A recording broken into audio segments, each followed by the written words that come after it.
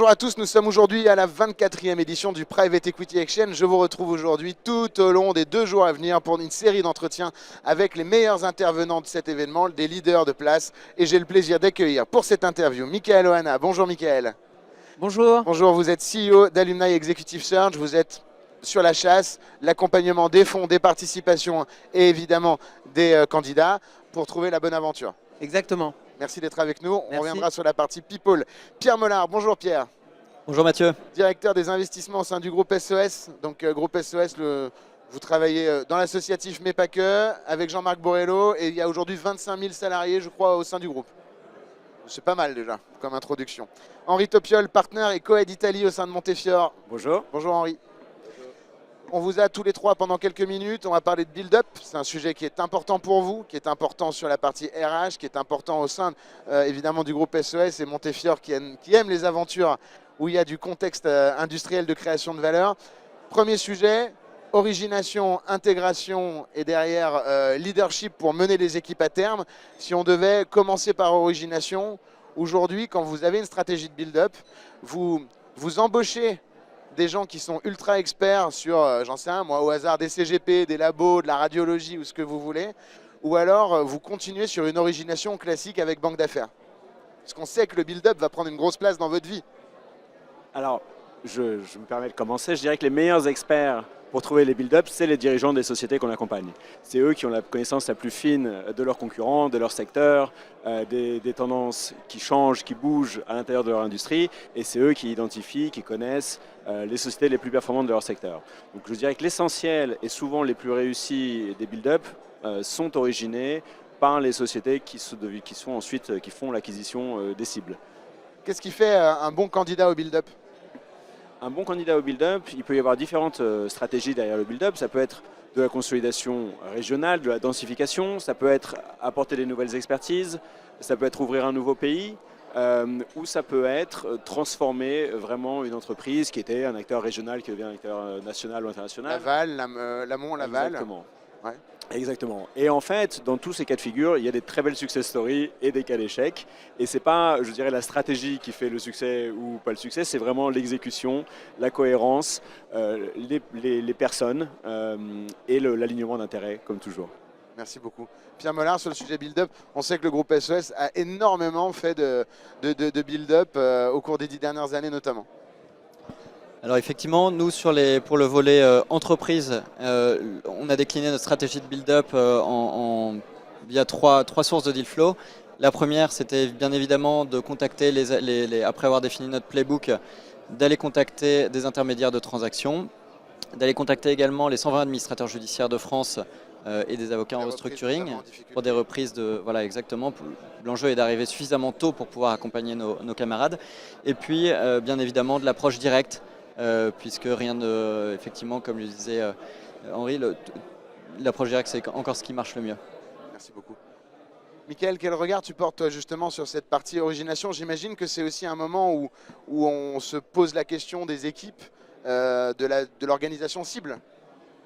Alors sur les build-up, moi ce que j'observe et qui est très intéressant, c'est que souvent les dirigeants sont les mieux armés pour faire ces build-up, mais il y a vraiment une phase dans laquelle il y a un enjeu d'accélération et d'industrialisation des process M&A.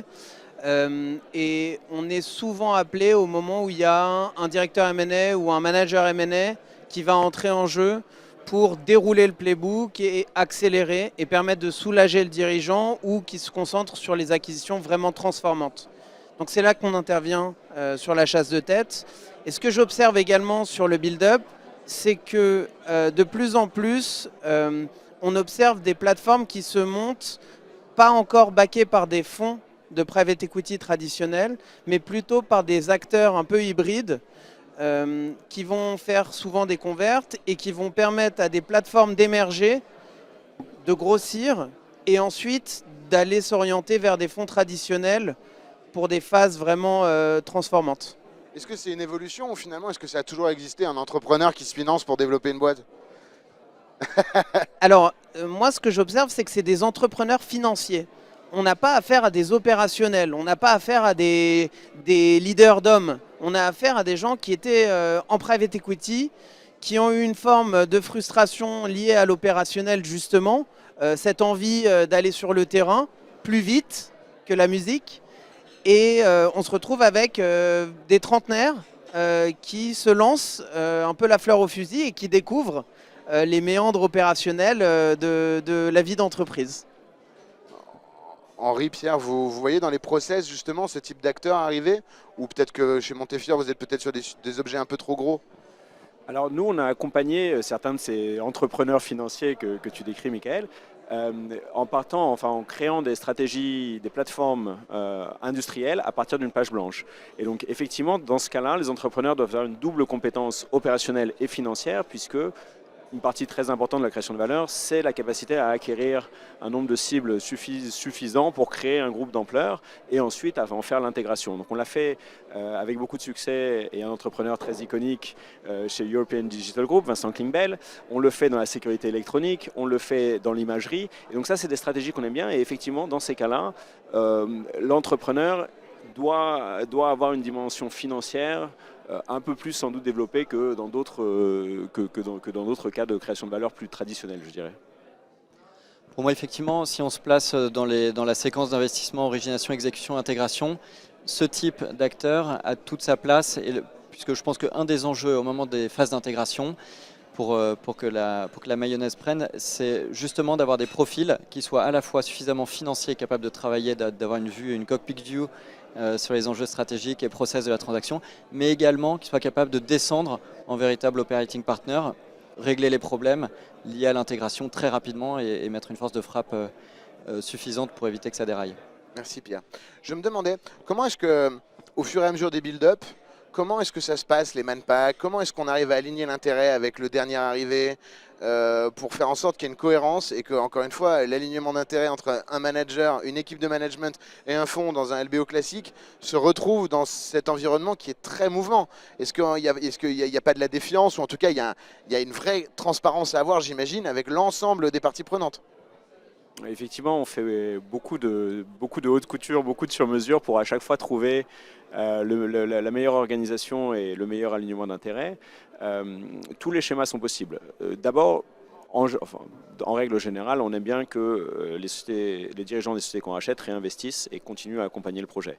Évidemment, les sociétés, on le sait, reposent beaucoup sur leurs dirigeants et c'est très important que ces dirigeants continuent à accompagner. Pour continuer à accompagner, le mieux, c'est évidemment qu'ils restent associés. Alors on se pose toujours la question, quel est le bon niveau? Est-ce qu'ils doivent rester associés de leur structure? Est-ce qu'ils doivent remonter? Est-ce que c'est un mix des deux? Et tous les cas de figure existent et on essaye à chaque fois d'avoir la réflexion la plus sur mesure, la plus appropriée au cas par cas. Merci beaucoup. Michael, sur ce sujet, quand tu parlais des build-up qui à un certain moment commencent à avoir besoin d'un directeur, d'une directrice M&A, c'est le seul profil qui vient, ou est-ce que rapidement il y a d'autres profils qui accompagnent pour justement faire émerger une industrialisation de origination, acquisition, intégration?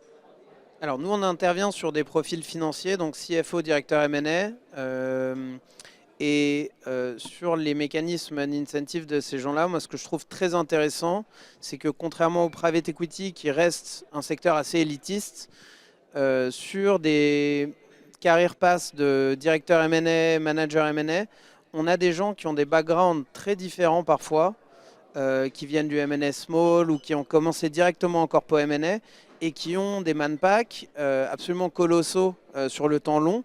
Et donc en fait, on a des véritables réussites de carrière en sortant du schéma de l'élitisme à la française. Et je trouve qu'il y a une forme de méritocratie dans ces mécanismes d'incentive et dans le fait que les gens se réalisent à travers l'entreprise et pas forcément à travers le prestige lié à la fonction. Je te pose une question pour tout à l'heure. Crystal Ball, à ton avis, le prochain secteur, et puis après j'arrive à Henri, mais prochain secteur où il peut y avoir du build-up? Parce que, attends, tu peux y réfléchir, pendant ce temps je me tourne vers Henri. Henri, si on devait parler on le disait, il y a plusieurs effectivement thématiques dans lesquelles vous êtes déjà à la manœuvre en build-up. Si on devait retenir le build-up, celui qui a été un game changer pour vous, votre carrière de partenaire, et pourquoi ça a été vraiment un truc extrêmement intéressant, enrichissant, tant d'un point de vue financier que humain? Difficile d'en choisir un. Alors, Je ne vais pas le faire, je vais vous parler de deux. Il y en aura forcément avec un exemples. peu d'Italie, j'espère.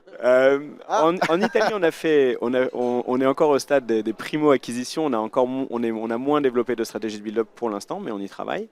Et je vais commencer peut-être par le plus gros en France, parce que évidemment la taille c'est important dans la transformation. La société NGE qu'on accompagne a fait l'acquisition il y a 2 ans de la SAD, une grosse filiale de Veolia, une société presque centenaire avec un savoir-faire immense. Et effectivement, ça apporte à NGE un pilier très important dans la gestion de l'eau, qui est un sujet majeur dans la transition écologique C'est environnementale. de la dépollution, NGE, c'est ça, hein? NGE, c'est un groupe de services aux infrastructures, la construction et services d'infrastructure. Infrastructure de transport, le plus souvent décarbonée, donc du rail, infrastructure énergétique, infrastructure de l'eau maintenant.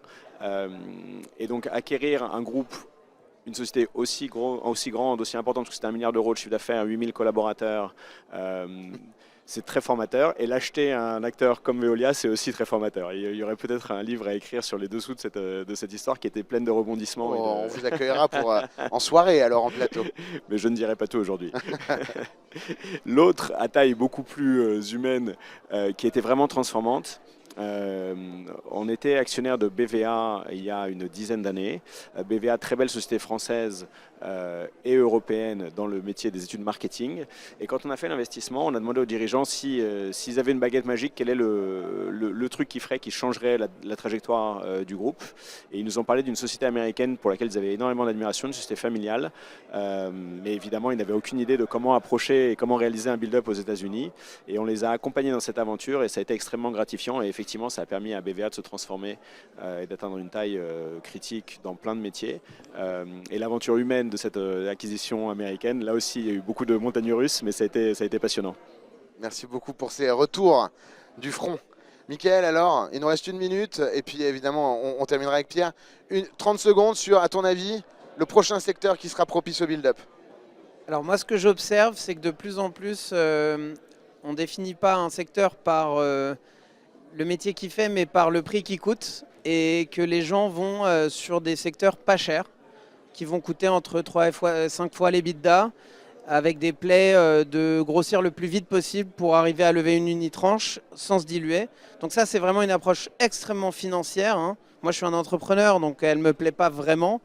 Et après, il y a un deuxième mouvement qui est d'aller reprendre des experts comptables qui coûtent plus 12 fois, 13 fois, et de faire une vraie amélioration opérationnelle, de déployer des nouveaux outils. Et ça, pour le coup, ça me plaît davantage en tant qu'entrepreneur parce qu'il y a beaucoup plus de travail de fond, mais c'est aussi plus risqué. Donc, expert comptable, notamment. On voit beaucoup de mouvements hein. d'experts comptables en ce moment. Ouais. On n'est pas très loin des CGP. Pierre, le mot de la fin, le conseil en 10 secondes que vous donnez à ceux qui s'apprêtent à vivre une aventure build-up. Bien écrire le scénario, faire des post-mortem après chaque acquisition pour affiner les scénarios d'intégration notamment, affiner les BP, ça permet de calibrer et d'affiner petit à petit la stratégie de build-up. Merci beaucoup. Merci à tous les trois. Merci. À tout de suite pour la suite de notre émission.